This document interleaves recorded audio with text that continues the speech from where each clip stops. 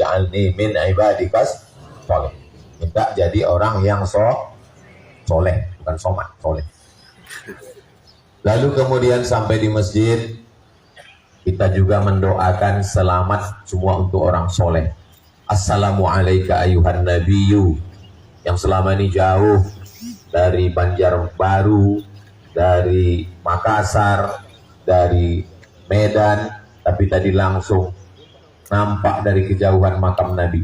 Assalamualaikum ayuhan nabiyyu warahmatullahi wabarakatuh. Setelah itu orang soleh. Wassalamu alaina wa ala ibadillahis soleh. Lalu kemudian habis sholat kita pun berdoa yang selalu kita mintakan, Rabbi habli minas soleh. Sering sekali minta semoga dapat anak yang soleh. Belum pernah saya ketemu sama orang, oh semoga dapat suami yang soleh ya. Ada juga, cuma jarang. Selalunya orang minta anak yang soleh.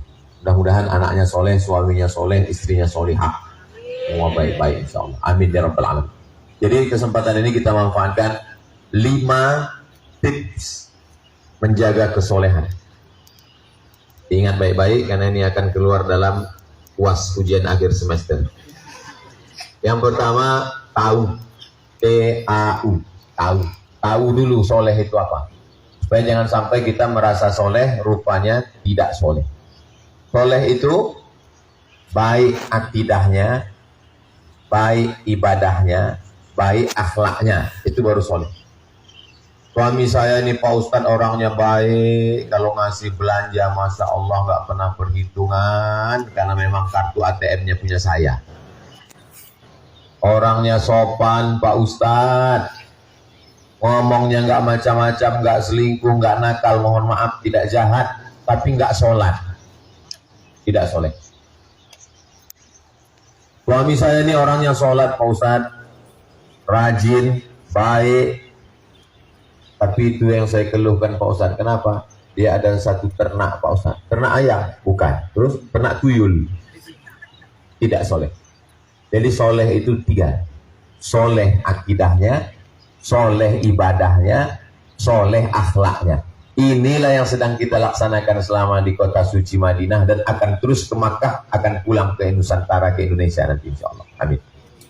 Dari Malaysia, dari Kuala Lumpur, dari Brunei Darussalam, semuanya kita ingin membawa pulang kesolehan itu ke rumah, ke keluarga, ke kampung kita masing-masing. Amin ya rabbal alamin. Setelah akidahnya benar, wujud idam baqa mukhalafatul hawadisi qiyamuhu bi nafsihi wa daniyah qudrat irodat ilmun hayat sama basor kalam. Ibadahnya benar, sholat, akhlaknya benar. Makanya selama di sini kita, waktu di Pekanbaru atau di Jakarta, di Bandung, di Kuala Lumpur, di Bandar Sri Begawan, mungkin marah-marah. Orang macam-macam dikit langsung marah. Tapi di sini dia tenang. Tasnya dipindahkan orang, dia diam. Bukan cuma tasnya dipindah, dia dipindahkan orang. Diam aja. Itu dia sedang melatih kesabaran. 2 kemungkinan. Pertama melatih kesabaran, 2 ketakutan. Akhlak. Ke masjid, Masya Allah, azan zuhur jam 12 lewat berapa ya? Jam 11 dia sudah sampai Masjid Nabawi. Subuh azan jam 5, jam 4, jam 3, bahkan jam 2 sudah ada sampai di Masjid Nabawi. Maghrib azan jam 6 lewat 5, jam 5 sudah sampai. Padahal sebelumnya ibadahnya kurang. Suami saya itu Pak Ustadz, sholat subuhnya jam 7.30. Ibadahnya benar, akidahnya benar, akhlaknya benar. Ini yang pertama, tips menjaga kesolehan adalah tahu. T-A-U, tahu soleh itu apa. Jadi selama ini kalau kita sudah merasa soleh karena baik ibadah, akidahnya belum soleh. Selama ini merasa soleh karena ibadahnya sudah betul, tapi akhlaknya belum, kasar, caci maki, sumpah serapah, belum tahu. Mudah-mudahan setelah ini saya yang menyampaikan, saya yang ngomong menjadi lebih baik, bukan sekedar hanya tahu, tapi juga mengamalkannya insya Allah. Amin ya rabbal alamin. Tips yang pertama, tahu. Apakah Bapak Ibu sudah tahu apa itu soleh? Sudah. Apa itu soleh? baik ibadahnya, baik akidahnya, baik akhlaknya. Baik akidah. Akidah itu letaknya di dalam. Ibadah itu kelihatan. Tegak, ruku, sujud, zikir, baca Quran, kelihatan. Akhlak itu juga kelihatan. Sopan, tidak menyakiti orang, tidak menganiaya orang, tidak melangkahi bahu orang, tidak menzolimi orang. Ini yang pertama, tahu. Yang kedua, setelah tahu, mengamalkan. Banyak orang tahu, tapi tidak mengamalkan. Nah, ini dia mengamalkannya semua. La ta'khudhuhu sinatun wala naum. Itu akidah, keyakinan. Dia tidak mengantuk dan tidak tidur. Bagaimana cara mengamalkannya? Maka kalau dia pegawai, dia tidak korupsi, tidak makan haram. Kalau dia pedagang, dia tidak akan curang timbangan. Kalau dia PNS, BUMN, pegawai, dia tidak datang terlambat, pulang cepat. Datang lambat, pulang cepat. Pas ditanya, kamu kok pulang cepat? Kita tidak boleh melakukan kesalahan 2 kali dalam sehari. Kalau sudah datangnya lambat, pulang mesti cepat. Itu akidah tidak betul. Loh, kau dapat yang sama seperti yang kau doa. Orang yang sibuk berzikir sampai lupa berdoa, maka Allah kasih dia lebih baik daripada yang dia minta dalam doa. Orang yang sibuk berzikir sampai lupa berdoa, Allah beri dia lebih baik daripada yang dia minta dalam doa.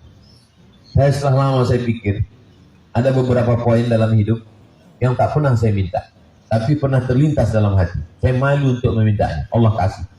Baru saya ketemukannya dalam jawabannya dalam hadis. Kalau kamu banyak berzikir minta, hanya menyebut Allah. Zikir itu apa sih Pak Ustaz? Subhanallah zikir, Alhamdulillah zikir, Allahu Akbar zikir, Subhanallah bihamdihi subhanallahil azim zikir. Ya Rahman ya Rahim ya Malik ya Qudus ya Salam ya Mu'min ya Muhaimin ya zikir. Allahumma sholli ala sayyidina Muhammad wa ala ali sayyidina Muhammad zikir. Baca Quran zikir. Ada juga jamaah kita beli tasbih, bawa ke masjid, Subhanallah 100, Alhamdulillah 100, La ilallah 100, Allahu Akbar 100, La haula wala quwwata illa billah 100. Salat, habis salat zikir lagi sampai lupa berdoa. Maka Allah berikan dia insya Allah lebih daripada yang dia pikirkan dalam hati, dalam pikirannya. Yang penting jangan sampai ada waktu ini kosong sehingga sia-sia. Itulah 5 poin. Yang pertama, tahu. Yang kedua, amalkan. Yang ketiga, bersama dengan orang-orang soleh. Yang keempat, istiqomah menjaganya. Yang kelima, berdoa supaya kita tidak angkuh sombong. Karena orang yang tak berdoa adalah orang yang sombong. Kamu di Masjid Nabawi, di Raudhah, kenapa nggak berdoa? Oh, doa yang lalu aja belum dikabulkan Pak Ustaz. Kata Umar bin Khattab, saya terus berdoa. Kenapa? Karena doa adalah ibadah. Doa mukhul ibadah. Otaknya ibadah itu ada dalam doa. Orang yang tidak mau berdoa sombong. Maka kita berdoa minta sama Allah SWT. Doa mengangkat tangan, bagus. Doa tidak mengangkat tangan, tidak apa-apa. Tapi bagus mengangkat tangan. Allah turunkan rahmat, diusapkan ke muka. Minta barokah dari Allah Subhanahu wa taala. Jadi nanti kalau ada yang nanya, kemarin di mana itu tausiah sama Ustaz Somad? Itu di kebun korma, kayak sawit saya tengok katanya. Ini sawit sama korma ini sepupu, 2 pupu ini masih keluarga. Bentuknya mirip, mana yang satu manis, yang satu lagi duitnya manis. Insya Allah semuanya baik-baik. Inilah yang dapat saya sampaikan, karena selanjutnya kita akan tanya jawab. Beberapa pertanyaan saya akan jawab. Habis itu kita ambil foto bersama untuk kenang-kenangan. Jangan lupa dicetak. Sekarang banyak foto tak dicetak. Saya usahakan beberapa foto itu saya cetak di rumah. Itu apa? Supaya pas ngelihat, ingat kita orangnya, kita doakan. Nah, itu tujuannya. Ingat kita doa. Langsung atau ditulis Ustaz? Langsung. Bagi mikrofon. Baik, untuk sesi tanya jawab ini yang pertama dari travel jamaah Ustadz Hatta. Silakan, siapa perwakilannya?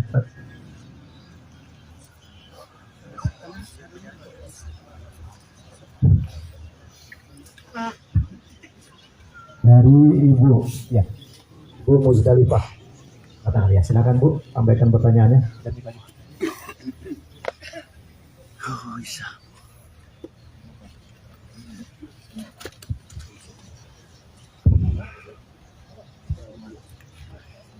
Assalamualaikum warahmatullahi wabarakatuh. Waalaikumsalam warahmatullahi wabarakatuh. Terima kasih atas kesempatan yang diberikan. Ustadz, kami bersaudara sudah ditinggalkan oleh kedua orang tua kami. Berhubung kami sekarang berada di tanah suci, kira-kira amalan apa yang bisa pahalanya terus mengalir kepada kedua orang tua kami, sehingga meskipun beliau sudah tiada, beliau masih bisa mendapatkan kiriman dari kami sebagai anak-anak mereka. Terima kasih Pak Ustadz. Assalamualaikum warahmatullahi wabarakatuh. Waalaikumsalam warahmatullahi wabarakatuh. Yang pertama, amal ibu yang tetap mengalir ke almarhumah ayah, mak adalah doa. Jadi selama sini jangan pernah lupa mendoakan mereka. Allahumma ighfir lahum warhamhum wa'afihim wa'fu anhum wa'jalil jannata maswahum. Allahumma ja'al quburahum rawdatan min riyadil jinan. Saya nggak bisa bahasa Arab Pak Ustaz, pakai bahasa Indonesia. Lapangkan kuburnya sebagaimana dia sayang dulu ke aku, membesarkan saya, ya Allah. Sayangilah dia dengan rahmat-Mu, selamatkan dari azab-Mu, ampun semua silap salahnya. Berapa kali dia tidak sholat gara-gara aku waktu masih kecil, ya Allah. Berapa kali dia tidak bisa berganti baju baru gara-gara menyekolahkan aku, ya Allah. Balaslah segala baikannya, berikan dia tempat yang layak, masukkan dalam surga Jannatul Firdaus bersama Rasulullah SAW. Minta sama Allah. Yang pertama adalah doa. Yang kedua yang sampai adalah sedekah. Dalilnya saat berkata, Ummi matat, ibu saya meninggal, apa atasaddaqu anha? Kalau saya bersedekah sampai atau tidak? Sedekah. Ayu sedekatu afdal, apa sedekah paling afdal? Saqyul ma, memberi air minum. Sekarang kita tidak usah ngasih air minum karena air minum disediakan pemerintah Saudi Arabia. Yang di luar tidak Zam-Zam, yang di dalam Zam-Zam. Saya setiap masuk masjid minum dulu. Ada tulisan Mairul Mubarak, tidak dingin, yang tidak es. Saya tak minum es, karena kalau minum es radang tenggorokan, hilang suara saya tausiah. Tapi saya tak nyalahkan yang minum es, silakan. Kenapa minum air Zam-Zam berdiri Pak Ustaz? Karena Nabi minumnya syariba Zam-Zam qa'iman. Nabi minum berdiri. Tapi dalam hadis Sahih Muslim, la yashrabanna ahadukum qa'iman. Janganlah kamu minum berdiri. Apa ini Nabi Muhammad? Dia sendiri melarang minum berdiri. Dia sendiri minum berdiri. Kok nggak konsisten Nabi ini? Kok lain di bibir, lain di hati? Katanya jangan minum berdiri, dia sendiri berdiri. Setelah diadakan penelitian oleh para pakar dokter, ternyata di dalam badan kita ini ada diciptakan Allah semacam saringan. Kalau kita berdiri, saringan itu telungkup. Dia tidak menyaring air yang kita minum. Kalau kita duduk, saringannya terlentang. Jadi kalau kita minum duduk, maka air yang kita minum tersaring, ringan buah pinggang kita. Kalau kita berdiri, maka air minumnya yang kita minum tidak tersaring. Loh, Nabi minum air Zam-Zam berdiri, berarti airnya tidak disaring. Nabi ingin menjelaskan air Zam-Zam tak perlu disaring. Karena air Zam-Zam air paling bersih di dunia. Jamaah kita di Kuala Lumpur, datanglah pakar air dari Jepang, menjual saringan air. Lalu dipasang. Setelah disaring pakai air saringan itu, ditunjukkan hasil labor. Lihat. Lalu jamaah ini masuk ke kamar, diambilnya air Zam-Zam. Bandingkan dengan ini, salah. Air saringan dari Jepang. Betulnya semua perbuatan Nabi itu mengandung makna mukjizat. Bahwa orang minum air Zam-Zam berdiri, karena tak perlu disaring, air tersuci di dunia. Sejak zaman Nabi Ibrahim sampai sekarang, sampai hari kiamat, tidak kering. Dan anak cucu kita meminumnya nanti ke tanah suci Makkah, Madinah, insya Allah. Lalu kalau sekarang sudah ada air, lalu kita sedekah apa? Sedekah apa yang bisa kita bantu? Saya tengok banyak jamaah memberi ke cleaning service atau saudara kita yang fakir, yang miskin, baik, tak salah. Lalu kemudian yang ketiga, apalagi yang sampai? Nabi membelah pelepah korma. Di pelepah korma dibelah Nabi, ditusukkannya ke makam. Kata Imam Nawawi, maksud Nabi mebelah korma karena pelepah korma ini bertasbih. Makhluk hidup ini bertasbih. Jadi kalau ditancapkan ke kuburan, tasbihnya sampai. Maka kata Imam Nawawi, kalau tasbih pelepah korma saja sampai, apalagi tasbih orang beriman. Maka ibu bertasbih subhanallah, subhanallah, alhamdulillah, alhamdulillah, Allahu akbar, la ilaha illallah. Ya Allah, sampaikanlah pahala tasbih, tahmid, takbir, tahlil saya tadi 100 kepada almarhumah sampai. Yang keempat, apalagi yang pertama doa, yang kedua sedekah, yang ketiga zikir, yang keempat baca Quran.